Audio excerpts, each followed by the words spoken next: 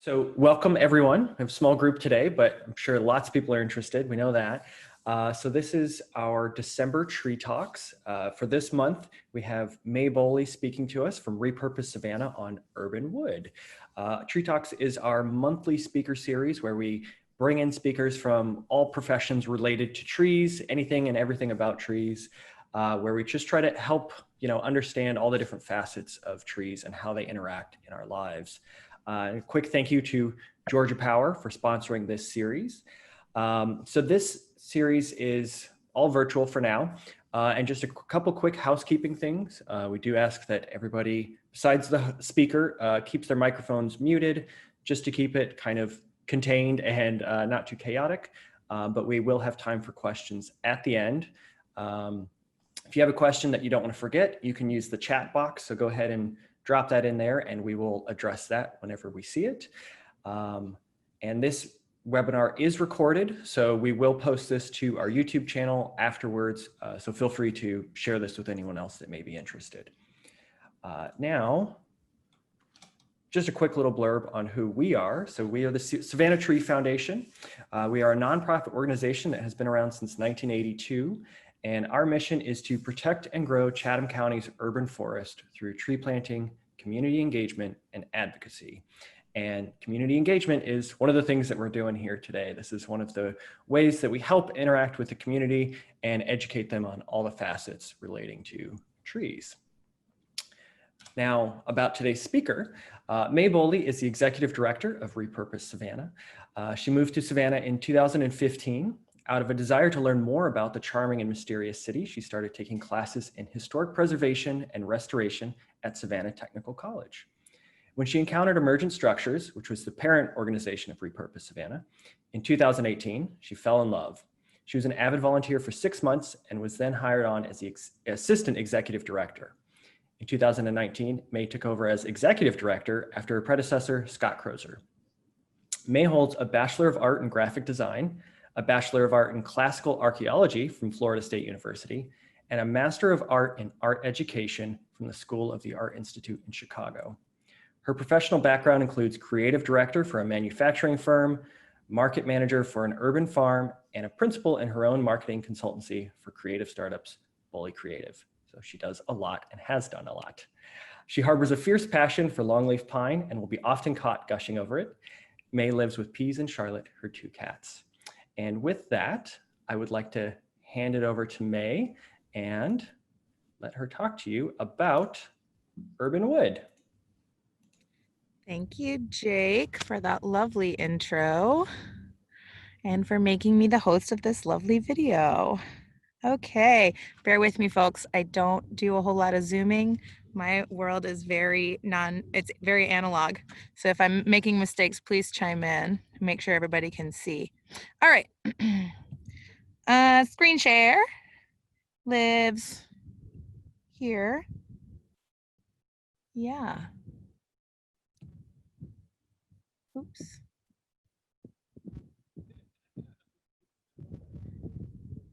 Sorry. Very good at technical details. Here we go. Found it. All right. As Jake said, I'm here to talk to you guys today about urban wood. And whoops, let me start at the beginning. Oops. Here we go. All right, I think we're gonna get it, folks. How's that? Good? Looks great. All right, great. Okay. Thanks for having me. It's a real honor to be here. I can't thank you enough for giving me this time to do a little preaching. Anybody who knows me, I'll tell you that I'm often preaching, and not always about just longleaf pine, which is one of my favorite sermons. Okay, so welcome to my talk on urban wood. Maybe you're wondering what it is. That's a great question and a great place to start. The term urban wood is an emerging term that is used to describe, in particular, it's going to be a shocker, wood in the urban environment. And that falls under 2 main headings. Of course, our urban forests and tree canopy in the cities, and also in the built environment. And that constitutes an enormous quantity of material, and the significance of its role in our environment and our daily lives can't be overestimated. And then of course, your next question would be, well, why is it important? And I'm going to spend a lot of time trying to answer that question. So let's start close to home. Here in Savannah, the sense of place that we enjoy in this lovely city could probably be summed up by the historic buildings and the tree canopy. So there you have it. I mean, right here in our community, the urban wood that we interact with on a daily basis is what makes this place special. And for that reason alone, its significance must be underlined. But then it goes so much farther than that. If we zoom out from our community and we think about the planet, urban wood plays an enormous role in the way we're handling our existence on this planet. And that's because trees do a really cool thing. They eat carbon dioxide. Probably nobody who's attending the Savannah Tree Foundation Tree Talk doesn't know that. It's what trees do. It's one of the many cool things they do, but it's probably the most significant, super cool thing that they do in terms of climate change. And as we all know, climate change is only increasing and accelerating. And a lot of the scholarship around this will tell you that our best chance at fighting back the effects of climate change is to plant more trees, because they do such a good job sequestering the carbon dioxide in our atmosphere. It's making it too hot here. Not today, but trees do this cool thing. They put it inside their bodies. And in the current model, we have trees, of course, in our community, and we also have trees becoming houses. But then time goes by and these things age, they grow, they get sick. Maybe they're poorly managed, maybe they're well managed, and things happen. But it is inevitable through the passage of time that at some point, both our historic buildings and our trees transition from lovely sense of place into a risk and a liability. And it's a pretty apropos topic right now in the city of Savannah, as they're working really hard to try to cap municipal exposure for the liability for fallen tree limbs, which here, of course, happens just given the number of trees per capita. So when we're looking at our urban forest and we're looking at our aging historic buildings that aren't being restored or not being maintained, and we realize that they're becoming a risk and a liability, our effort goes toward trying to mitigate that risk. And the quickest and easiest, in fact, one of the only ways to do that is through landfilling. So the city intervenes when a house goes beyond its critical point where it's no longer safe to remain standing, and they'll intervene and they'll send a demo crew to tear it down, and it's going to go straight to the dump. Trees too, once they get sick, once they're too old, maybe the tree limbs are starting to fall, maybe they've already fallen and hurt somebody or fallen on a car, damaged property. At best, we could hope that it's going to get chipped up and used as mulch. Very rarely does anything else happen, and more often than not, it's going to go to the landfill. And so then what happens to our urban wood when we put it in the landfill? Well, one very significant thing, it releases its CO2 right back into the atmosphere. And we don't have it anymore. So it's gone. All the carbon it sequestered in its life has been released back into our atmosphere. And that, of course, contributes to the acceleration of climate change. And I can't overstate how significant this is, especially in a year like this year when there's a boom in building. And a boom in building means there's a boom in demolition. So we're seeing far more tonnage than usual going to the landfill in terms of the built environment. Not necessarily true with trees, but what does happen when we see a large uptick in trees going to the landfill is usually the result of some sort of crisis event like a storm. And of course, the release of CO2 by large quantities of wood being landfilled contributes to climate change and the problem, intensifying the storms and intensifying the risk and liability that's associated with this urban wood. How do we handle this problem? Well, I mean, we can continue to landfill it, but as I'm trying to show, that's just making the problem worse. What I'd like to talk about today is this possibility or this thought, this idea that we can replace that model with something more circular. So let's go back to our root, tree pun.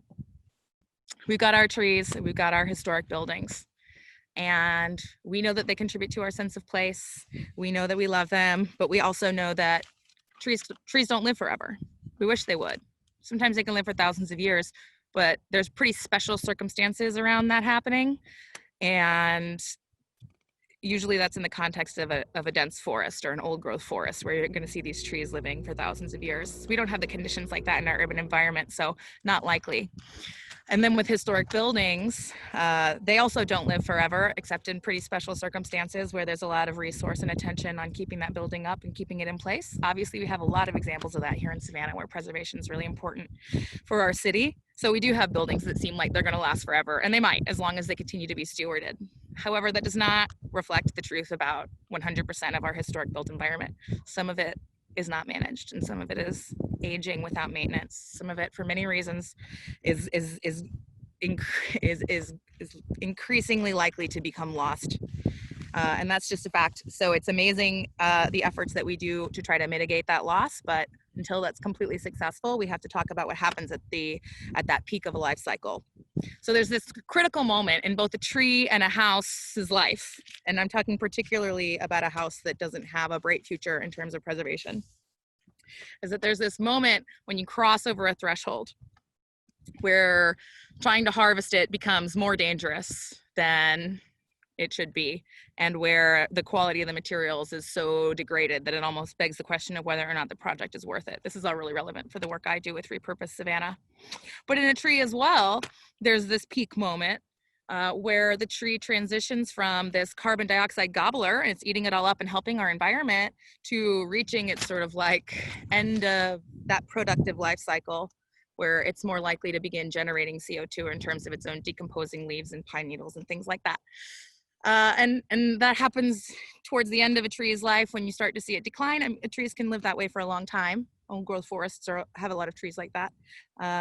But they become more susceptible to pests, more likely to contract a fungal disease or become a liability. So if we can identify that moment and think about it not as a liability or not as crossing a threshold into liability, but that in that moment, these represent a real asset for our community, it changes the way we think about handling them.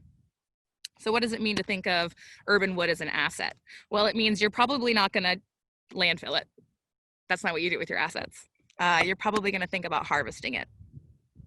We already are engaged in a great deal of harvesting of structural lumber. That's what my nonprofit does. It's all over this property behind me. We have racks and racks of reclaimed lumber, and it's wonderful stuff. Definitely doesn't deserve the landfill. It's historic, it's beautiful, it's magical. The same can be done for trees. And I'm going to talk about some places where that's going on, and it's pretty fabulous. It is possible to capture a tree for harvest before it begins to deteriorate. And that should be the goal, I think. Well, I don't want to say should, but that's an ideal that's being explored by a lot of urban forest management systems. This idea that if we wait until it's dying, we wait until it's dead, it's not good for much. At best, it could be mulch, but probably not. If we cut it down a couple of years earlier, then we have an opportunity. We have an opportunity to do something with that asset. And that's this is really inspired by some of the things that are going on up in Baltimore, which I'll talk about here in a moment. But the great thing about this is, rather than releasing the CO2 back into the environment and contributing to climate change, which continues to endanger more property due to the risk and liability that these represent, suddenly you have this lumber that the production and processing of which can create jobs, the sale of which has real value. And I can tell you, myself and several other folks, we eat off of that plate. We sell that lumber for a living, and it's how we do it. And then there's something else that's a little less tangible, and that's this it's this reinvestment of meaning in our community through this product, which, as we've already discussed, represents the sense of place that Savannah is. It represents what we have here, and it's a stewardship of that meaning into the future. It's carrying these stories. Of course, trees grow a lot slower than we do. And so there's this almost intergenerational feeling of maintaining a connection with this lumber that can be used for any number of purposes, for restoring homes, making beautiful wood crafts, furniture, home goods, that hold the meaning of everything that tree was in its life and carry it on without the critical release of carbon dioxide into the air. So there's a lot of good that can be done by changing the way we think about urban wood, moving away from liability and into asset model.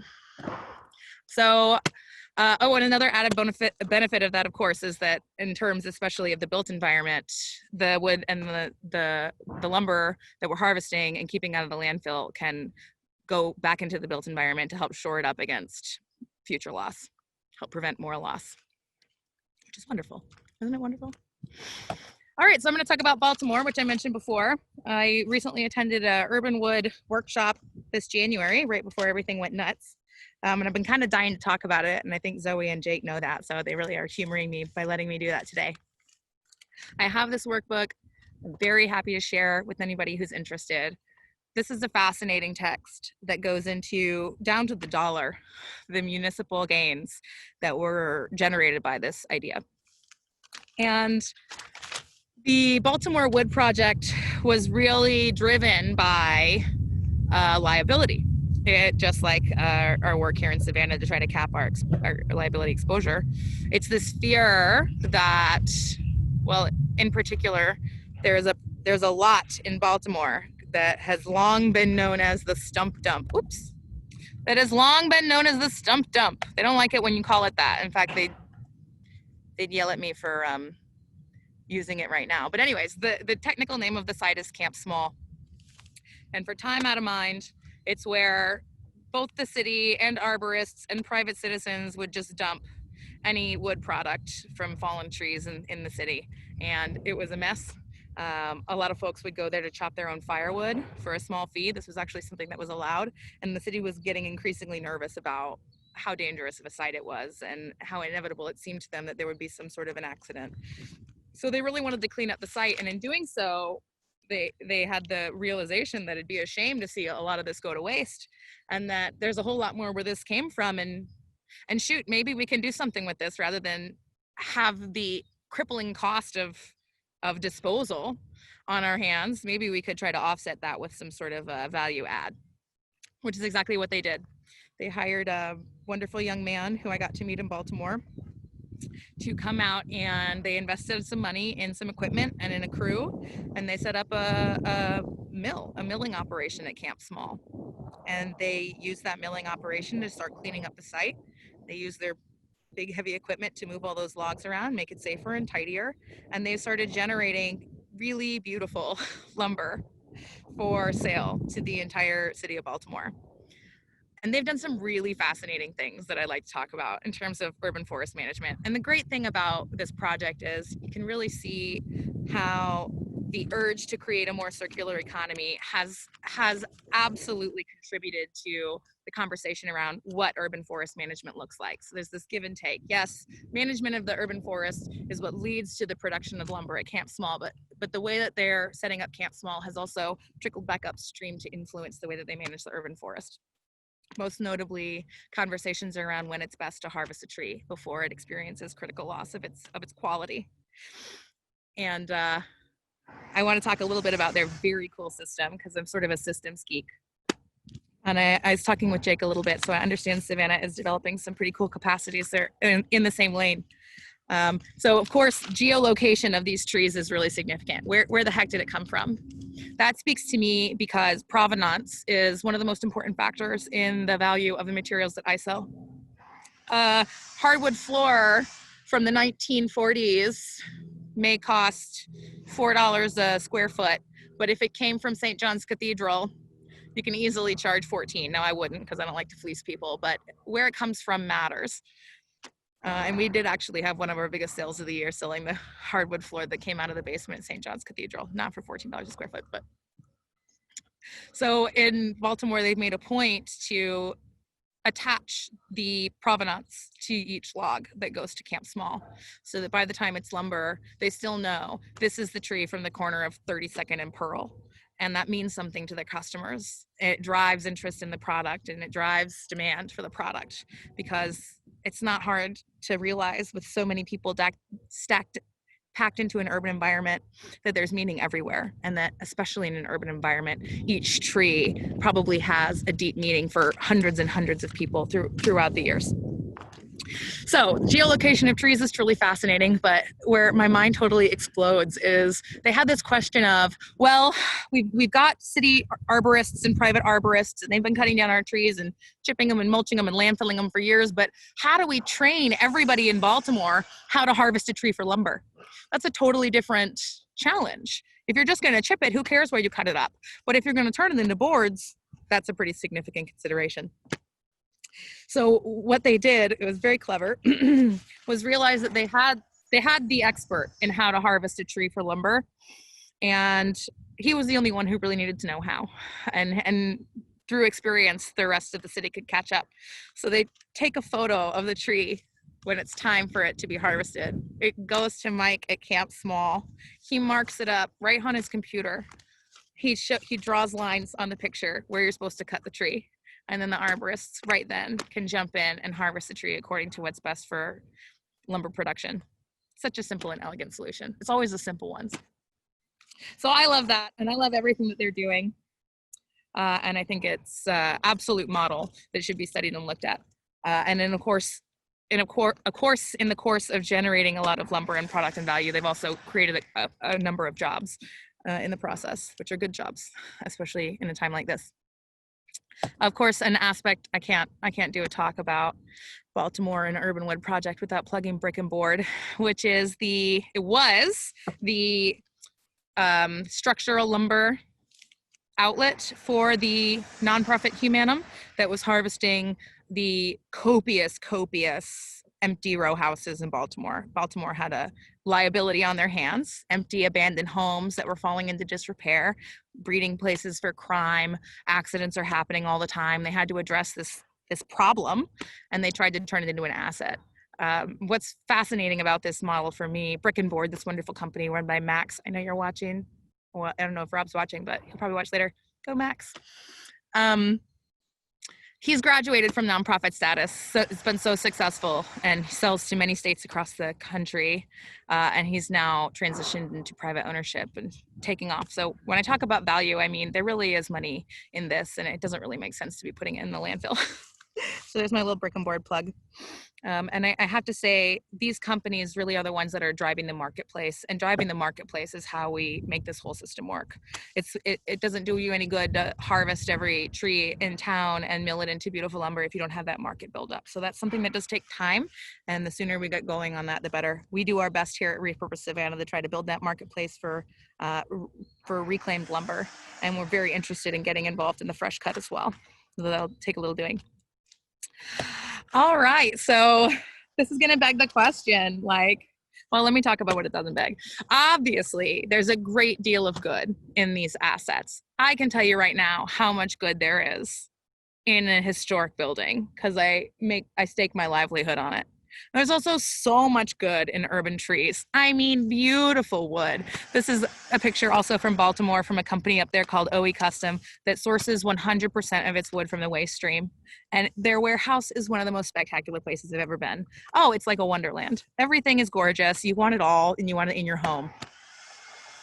But, excuse me, not every tree in the urban forest is excellent for a custom countertop. Not every tree in the urban forest is destined for a farm table. Not every stick of wood in a historic house is destined to become a cutting board. There's a lot of byproduct. And I actually find this aspect of the conversation to be one of the most interesting. I will challenge you, if you haven't heard terms like mass timber or CLT, to do a little Googling after this chit chat, because it represents a pretty exciting frontier in the built environment right now. You may have heard recently on NPR, they did a story, which is great because I think it's really gaining some traction. This is controversial. There's a lot of sides to it, and I can't claim to be an expert, but it's fascinating nonetheless. And cross-laminated timbers are wooden members that are made out of multiple layers of wood that are alternating the orientation of their grain. So you have a layer that's going this way, and then you have a layer that's going this way, and then you have a layer that's going this way.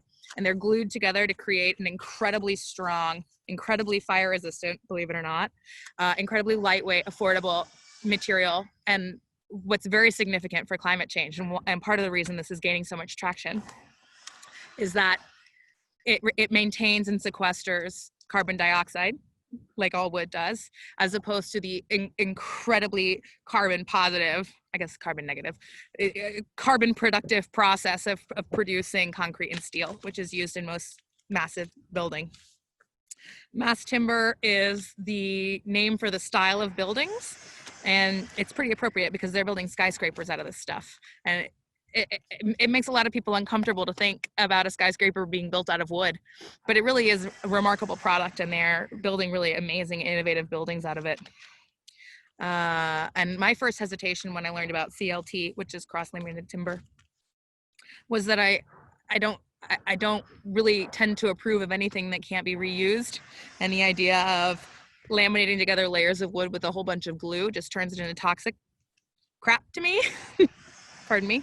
But actually, upon doing some more research, I realized that the quantity of glue used in CLT is quite low, something like 1% of the overall structure. And in many cases, manufacturers are really focusing on biodegradable or less toxic glue solutions for this. So it does sort of beg the question, well, what's the point if it just ends up back in the landfill decomposing?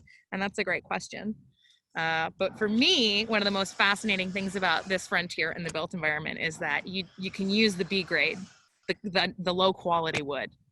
You don't use your walnut and your heart pine to produce CLT. You don't use your gorgeous historically claimed lumber. You use the leftovers. You use the stuff that's not up to snuff for traditional lumber. So it's turning a waste into a resource. That already is a wonderful way to tackle the enormous amount of waste that goes on in the lumber industry. And then my most exciting aspect of this is that if it doesn't need to be incredibly excellent quality lumber to create your CLT, this opens the opportunity to use your low grade reclaimed. There is a market for high grade reclaimed wood, 100%. Like I keep saying, that's how we make our bread and butter. But for anything that isn't gorgeous and historic, what do you do with it? It's not worth the labor cost to harvest and denail and process a timber that's 20 years old, or a house full of timbers that are 20 years old, because nobody wants them. You can get a brand new one for $3 at Home Depot. And by the time I'm done harvesting and processing it, it's going to cost you 4 times that much. So here's an opportunity potentially in the realm of mass timber to address maybe even recycling our lower grade byproduct from the lumber industry and using reclaimed lumber that isn't necessarily that gorgeous high-end stuff. I find that fascinating, but we're getting really off the mark here. So I'd like to bring it back to Savannah. I want to talk about what we're doing right here in town, how successful it's been. We are generating, of course, enough to keep food on our plates, and hopefully more in the future, creating jobs here in town. But the thing that I want to talk about, the intangible, which may at the end of the day be the most meaningful and important thing, is the meaning behind it and the significance in the community building that goes on around this idea. It's not a standard lumber yard out here. People come out here to have their hearts taken on a roller coaster ride. They want to hear about the tragic loss of these buildings. They want to hear about the beautiful rescue of their materials. They want to engage with the history, who lived in these houses, and maybe hopefully someday who sat under that tree. You know, Mike in Baltimore told me a beautiful story about one of the first logs he sold sawn up. He was contacted by an older gentleman who had proposed to his wife under the tree. So he bought every stick of wood that came out of it. And isn't that lovely and beautiful? So at the end of the day, our urban wood represents, hopefully, you'll all agree with me, a wonderful asset that we should consider stewarding and managing, building an economy around. And hopefully we can move away from a liability model that makes waste of something that has a lot of power and beauty. All right, that's the end of my talk. Jake, you want to jump back in? Yeah, thank you so much, May. Can you switch the host capabilities back to me? Yes, I think I can. I have one little ending slide here. And it looks like we already have a question. Once we switch back over, I'll read that off. Okay. Let's go back here. Okay. And I just wanted to put this screen up. If anybody has any questions, this is also kind of for the recording as well. Please feel free to reach out to us at our email or give us a call. If you have questions specific for May, we can pass them along to her. But we do have one in the chat right now from D. Preston. I believe that's Drew with the Georgia Forestry Commission. He says, is your mill focused on reclaimed lumber or urban trees or some of both? Great question. I'm glad you brought that up because it's something I wanted to talk about. So we've been working in reclaimed lumber from the built environment, structural lumber, for about 2.5 years now. We're getting pretty good at it, if I may say so. But that has been our sole focus. It wasn't until I went to this conference in January that I became so hot to trot about the idea of including fresh cut lumber from the urban forest in our offering. Of course, anybody who works in the nonprofit sector will tell you it's a little crazy to start to try to do an entire second nonprofit on top of the one you're already running. But that doesn't stop us around here. So we've already collected quite a few logs from some friends in town, arborists in town, who are excited about the idea. Give us a call when they're going to cut down what they know to be a good tree. And I think I'm going to put a pin in the rest of that question, which I will answer, to say, I think that's a great place to start. If we want to talk about how we could set up a system that even compares to something as advanced or robust as what they've got going in Baltimore, I think we don't have to tackle every tree right away, but we can start with the good ones. And the people who are cutting them down know which ones those are. And in fact, they're already pretty heartbroken most of the time about the fact that they have to landfill them. It breaks these guys' hearts. And I know this because they tell me so. So they see a tree that's beautiful. I'm going to plug Shem Kendrick, called me the other day and said, we're taking down this gorgeous red oak at the YMCA. I don't want to throw it in the landfill. Can you guys take it? So you better believe we dropped everything and we went over there with our trailer and hauled it away for him. This saves his company money. It saves his company tipping and logistics. So it's a net win. Now, we have them sitting here at our property waiting to be sawn up. And I'm very proud to announce that we just won a grant to try to invest in a sawmill out here at the property to get those cut up. So right now, this is very, very baby system, little first steps. And we certainly don't want to suddenly be buried by a deluge of logs coming in from the community, because we got to build our capacity to process those first. If you're just moving them from all over town to a site where they're just going to sit, like the sump dump, then that's the same as landfilling. You're not really doing any good. So we're trying to really build up our capacity to process those logs and get them back to the community. And I think that did end up answering the question. I think so, yes. Thank you so much. Pleasure. And we don't have any other questions right now, but like I said, if folks who are watching this later do have questions, please feel free to reach out to the Savannah Tree Foundation. If they're specific to May, we will be more than happy to pass them along and put you in touch. But yeah, if you don't have any other ending notes, May, I think that wraps it up. I think that just about wraps it up. All Thanks righty. for giving me a chance to talk. Absolutely. Thank you so much for talking about urban wood today. I think it's a fascinating topic that has a lot of potential, especially here in Savannah. Like you said, with meaning and community, this is one of the best places to talk about urban wood. So I am really excited to see the future of Repurpose and any other associated nonprofits. Yeah, maybe we'll get a partner, a buddy to help us out with that. There you go. All right. Well, thank you everyone for watching. Thank you again, May. And keep an eye out for next month's Tree Talk. Should be pretty interesting. Looking forward to it. And happy holidays, everyone. Stay safe. Happy holidays. All right. Take care.